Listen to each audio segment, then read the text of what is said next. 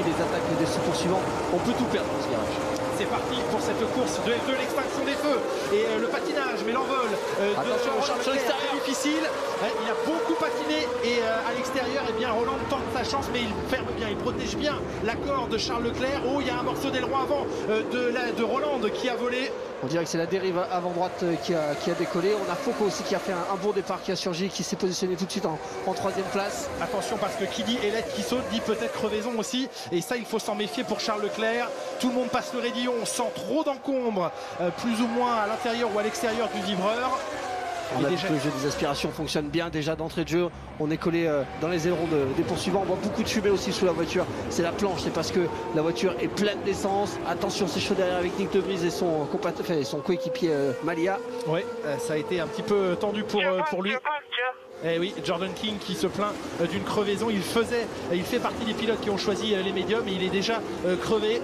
Il y a ici Alexander Albon qui est un petit peu coincé sur la ligne intérieure, mais qui va ouvrir sa trajectoire. On est avec Nyck de Vries, on suit Alexander Albon.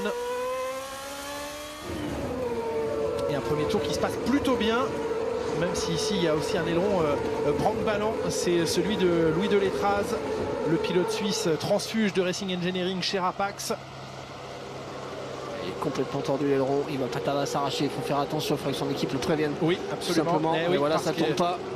Il va au contact, il y a une safety car virtuelle déployée sur la piste et il est allé au contact, Louis Delétraz, parce que tout le monde est obligé de ralentir. Il pourrait être pénalisé et donc sa crash box avant eh bien, a complètement explosé. On allait changer de toute façon la pièce, mais ouais, il fallait sortir tout le train avant, tout le nez, ça c'est une certitude. Et un des pilotes. Ah, c'est Matsushita. Nobuharu Matsushita qui n'a pas réussi à décoller au moment de l'extinction des feux et qu'on est en train de pousser dans la voie des stands.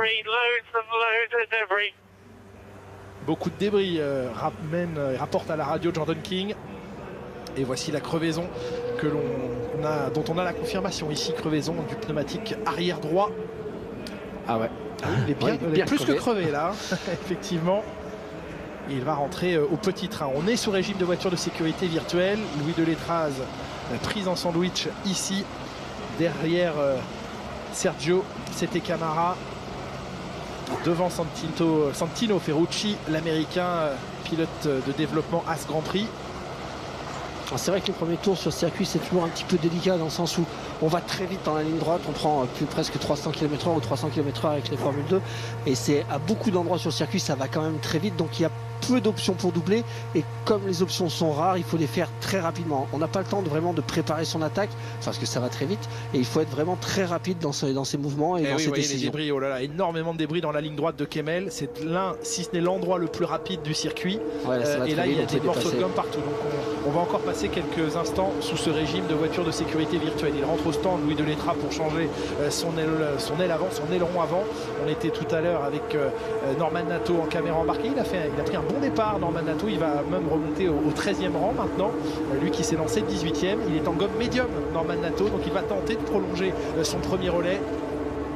Okay, you have lost the front rear end plate. Okay, this should give you a bit more. And still on a bit less downforce, but you could survive like it is. Yeah, I saw that go off. I didn't really have anywhere to go. Oliver Roland, dont l'ingénieur italien